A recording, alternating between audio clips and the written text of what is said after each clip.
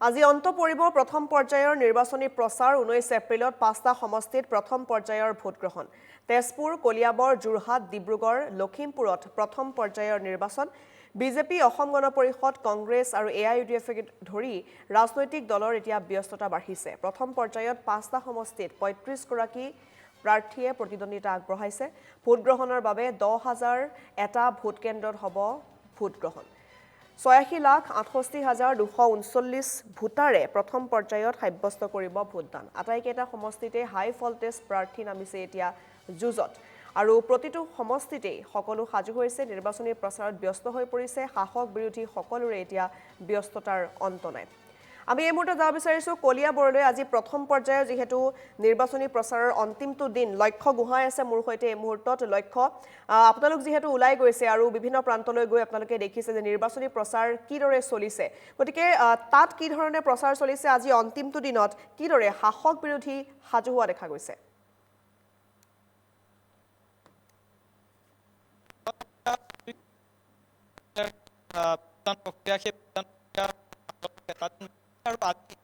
বিৰতিত প্ৰচাৰ অভিযান সমাপ্ত কৰিব আৰু এই প্ৰচাৰ অভিযান সমাপ্ত কৰাৰ লগে লগে কাজিৰঙা লোকসভা সমষ্টি সেই কাজিৰঙা লোকসভা সমষ্টিৰ ভোটাৰসকল সাজু হৈছে ইয়াৰ যিসকল প্ৰাৰ্থী আছে প্ৰাৰ্থীসকল সাজু হৈছে ভোটদান প্ৰক্ৰিয়াৰ কাৰণে আৰু এই প্ৰক্ৰিয়া সেই প্ৰক্ৰিয়াটোত ইতিমধ্যে আমি দেখা পাইছো যে বিভিন্ন দল সংগঠন বিভিন্ন বিশেষকৈ ৰাজনৈতিক দল কংগ্ৰেছ আৰু বিজেপিৰ মাজতে মুঠ যুদ্ধ হোৱাৰ সম্ভাৱনা আছে আৰু এনে সময়ছোৱাত বিজেপি প্ৰাৰ্থী কামাখ্যা প্ৰসাদ তাছাইও তেওঁৰ প্ৰচাৰ অভিযান তুলিছে তাৰ সমান্তৰালকৈ ৰজদিনা তিৰ্কী যিটো তেওঁ কংগ্ৰেছৰ পৰা তেওঁ প্ৰতিনিধিত্ব কৰিছে সেই কংগ্ৰেছৰ প্ৰাৰ্থীগৰাকীয়েও ইতিমধ্যে প্ৰচাৰ অভিযান তুলিছে আৰু এনে মুহূৰ্তত সাধাৰণ যিসকল ভোটাৰ আছে সেই সাধাৰণ ভোটাৰসকলে কি কয় বা সাধাৰণ ভোটাৰসকলৰ যি তেওঁলোকৰ মনৰ ভাৱ সেই মনৰ ভাৱ আমি জানিবলৈ চেষ্টা কৰিম এই মুহূৰ্তত মই এখন হোটেলত আছো আৰু ইয়াত যিহেতু বিভিন্ন স্থানৰ পৰা ইয়াত ভোটাৰসকল পোৱাৰ ভাগত মই তেওঁলোকৰ পৰা মনৰ ভাৱ জানিবলৈ চেষ্টা কৰিম প্ৰথমে আহিছো আপোনাৰ কাষলৈ কাজিৰঙা লোকসভা সমষ্টি প্ৰথমবাৰৰ কাৰণে গঠন কৰা হ'ল কেনেকুৱা ধৰণৰ নিৰ্বাচনক লৈ কেনে ধৰণৰ আশা আপোনালোকৰ নিৰ্বাচন এবাৰ প্ৰথমবাৰ কাজিৰঙা লোকসভা সমষ্টি হিচাপে হৈ আছে ভোটাৰ হিচাপে কেনেধৰণে আপুনি আশা কৰিছে কেনেকুৱা ধৰণৰ প্ৰাৰ্থী বিচাৰিছে আমাৰ ইয়াতো ধৰক কাজিৰঙা লোকসভা সমষ্টিৰ প্ৰাৰ্থী হিচাপেতো মানে ধৰক আমাৰ এই কামাখ্যা প্ৰসাদ তাছা ডাঙৰীয়াক আমি জয়যুক্ত কৰিম বুলি ভাবি আমাৰ সমষ্টিৰ কাম কাজ চাব লাগিব আৰু মানে ধৰক উন্নতিমূলক কাম সেইখিনি আমাৰ কৰিব লাগিব সেয়াই আৰু ক'ব বিচাৰিব এগৰাকী ভোটাৰ হিচাপে কেনেধৰণৰ আশা আপোনালোকৰ এবাৰ কেনেধৰণৰ জনপ্ৰতিনিধি বিচাৰে এনেকৈতো আমাৰ বিজেপি চৰকাৰেতো আমাক বহুত কৈছিলে এইটো পানীৰ ব্যৱস্থা নাই এটা টেংকি হৈ গ'ল পানীৰ সুবিধা আমি পোৱা খোৱা পানী কুঁৱাৰ পৰা আমি খাওঁ হা এনে হেৰি কুঁৱা আছে কুঁৱাৰ পৰা পানী খাওঁ আমি মাটিৰ কুঁৱাৰ পৰা এইগিলা সুবিধা আমাক দিয়া নাই সুবিধা দিয়ে সুবিধাটো আমি সেইটো চৰকাৰতে আমি ভোট দিম চাহ বাগানৰ ভোটাৰ ইয়াত যিহেতু আছে যিটো অঞ্চলত আহিছো তাত চাহ বাগানৰ ভোটাৰসকলক বহু কৰি দিছো বুলি কৈছে খোৱা পানীয়ে যদি দিয়া নাই তেতিয়াহ'লে সেই পানীৰ সমস্যাটো কিমান দিনৰ পৰা ভোগ কৰি আছে এইটো আমিতো প্ৰায় এক বছৰৰ বেছি হ'ল আমি পানী একো পোৱা নাই বিজেপি চৰকাৰ যি বছৰ পৰা জিতিছে পানীৰ একো সুবিধাই আমি পোৱা নাই আঁচনি আহিছে আঁচনিবোৰ পাইছে নে নাই চৰকাৰী আঁচনি পোৱা নাই আঁচনি একোৱে পোৱা নাই সমস্যাসমূহৰ ইতিমধ্যে দেখা পোৱা গৈছে যে ভোটাৰসকলে বিভিন্ন ধৰণৰ ইয়াত তেওঁলোকৰ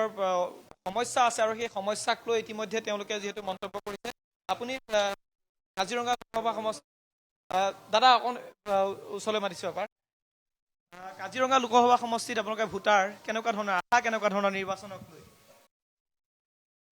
জনপ্ৰতিনিধি কেনেকুৱা জনপ্ৰতিনিধি ভাল হ'ব লাগে কাম কৰা উপযুক্ত হ'ব লাগিব সমস্যাবোৰ আপোনালোকৰ আছে নে কিবা তেনেকুৱা ধৰণৰ সমস্যাটো যি চৰকাৰী সমস্যা থাকিবই কিন্তু আমি বিজেপি চৰকাৰ হোৱাত ধৰক আমাৰ দেশটো বহুত আগবাঢ়ি গৈছে আমাৰ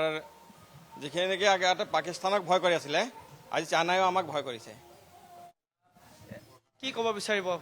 আপুনি যিহেতু ব্যৱসায় চলাই আছে ব্যৱসায় চলাই যোৱাৰ ক্ষেত্ৰত কেনে ধৰণৰ চৰকাৰখনে যি ধৰণৰ 10 বছৰে কাম কৰিলে ব্যৱসায় চলোৱাৰ ক্ষেত্ৰত কিবা অসুবিধা হৈছে নেকি অসুবিধাটো হৈছে অলপ কিছুমান অসুবিধা হৈছে আৰু সেইটো থাকেই আৰু